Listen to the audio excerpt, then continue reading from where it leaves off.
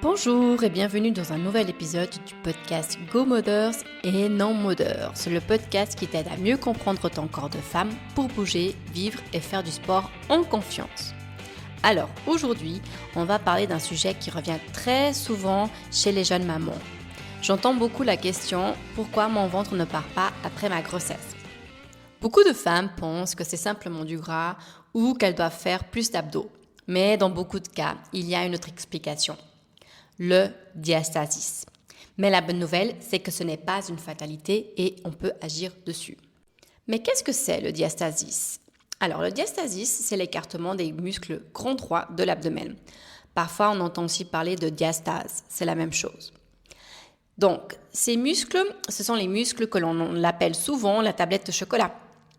Et si tu visualises un petit peu à quoi ressemble ce muscle, tu vas te rappeler que justement cette tablette de chocolat a un petit espace entre le côté droit et le côté gauche, donc qui sépare les deux côtés.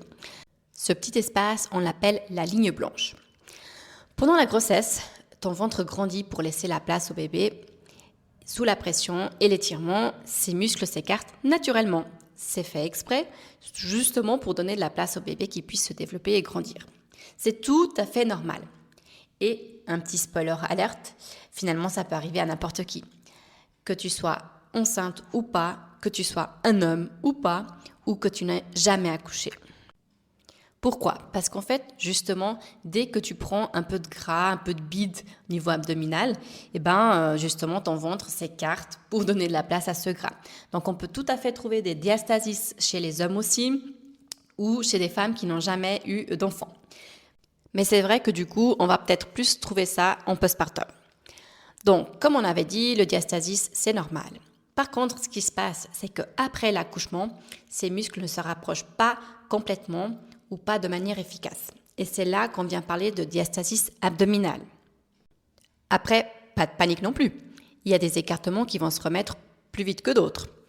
On a plusieurs facteurs qui vont influencer cet écartement. Ça veut dire que, par exemple, si c'est déjà une deuxième ou troisième grossesse, si tu as pris plus ou moins de ventre, si c'est un grand bébé, par exemple, si tu as fait du sport pendant ta grossesse.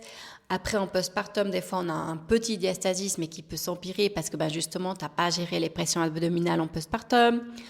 Donc voilà, le problème, c'est vraiment quand ce diastasis n'arrive pas à se remettre tout seul. Mais du coup, en quoi ça influence un ventre qui ne part pas ? Alors, quand on a un diastasis, du coup, la paroi abdominale est moins efficace pour contenir la pression interne. Du coup, résultat, le ventre peut rester bombé. Il n'arrive pas à gérer les pressions, les efforts.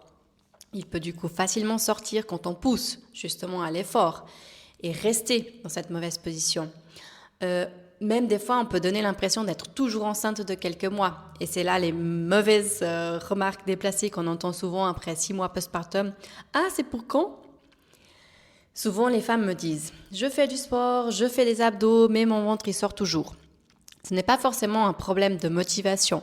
Souvent, c'est un problème de stratégie musculaire. Et parfois, le fait de faire du sport, de faire des abdos, ça peut empirer le diastasis. Alors aussi, il faut voir que le diastasis, il peut être plus ou moins important, donc plus ou moins écarté, et puis pas forcément tout le long de cette ligne blanche que je t'ai parlé avant. Donc du coup, on peut avoir un diastasis qui est plus en dessus du nombril, plus au niveau du nombril, plus en dessous du nombril, ou effectivement tout le long de cette ligne blanche, de cette ligne abdominale. Et parfois, même si l'écartement est petit, ce qui finalement est important, c'est la tension de cette ligne blanche. Si elle est faible, ça veut dire si elle n'est pas tonique, même s'il y a un petit écartement mais qu'elle n'arrive pas à gérer ses pressions internes, et là, ça va créer un manque de soutien. Donc des fois, ce n'est pas forcément la distance qui compte, mais surtout aussi la qualité du tissu et de la gestion des pressions abdominales. Alors, quelles sont les erreurs qui peuvent aussi empirer ce diastasis ? Alors, c'est là que beaucoup de femmes font des choses qui, sans savoir, empirent la situation. C'est pour ça aussi souvent que je recommande toujours à mes patientes de commencer assez vite la rééducation postpartum.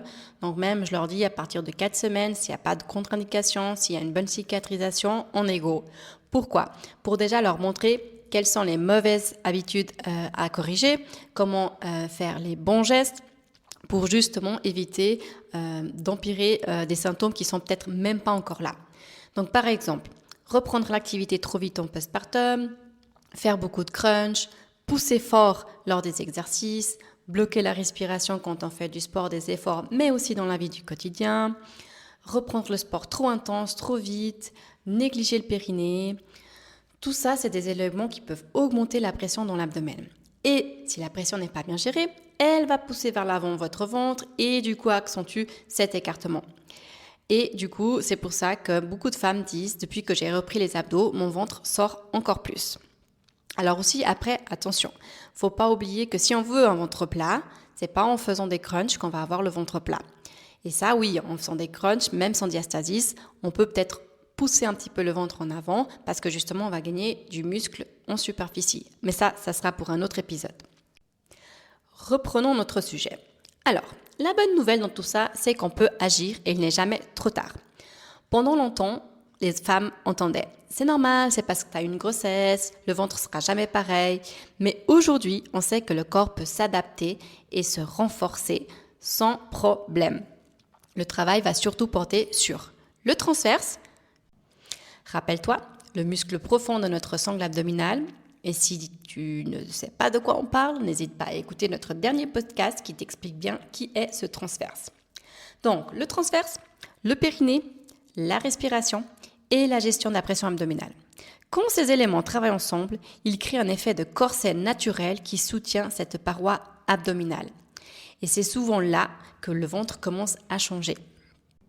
Alors, quand je vois mes patientes en postpartum au cabinet ou des patientes qui viennent pour un autre sujet, un autre thème, une autre pathologie et que je me rends compte qu'elles ont un diastasis, parce que le diastasis, le problème aussi, c'est que du coup, on peut avoir des conséquences au-delà de l'esthétique. Ça veut dire un ventre qui ressort, un ventre qui n'est pas tonique, c'est un ventre qui va aussi ne pas travailler comme il faut, donc l'effort va être posé sur le périnée, sur le dos, et du coup, on peut justement après avoir des problèmes de fuite urinaire, etc., et des maux de dos à cause de ça. Donc, du coup, j'ai voulu aller plus loin dans cette affaire et j'ai créé le programme GoCore. Donc, ce programme est justement pour guider les femmes à savoir gérer leur pression abdominale. Je voyais beaucoup trop de femmes qui pensaient que leur ventre était perdu, qu'il fallait juste faire du sport, mais sans résultat, et du coup qu'il n'y avait rien à faire quand ce n'est pas vrai.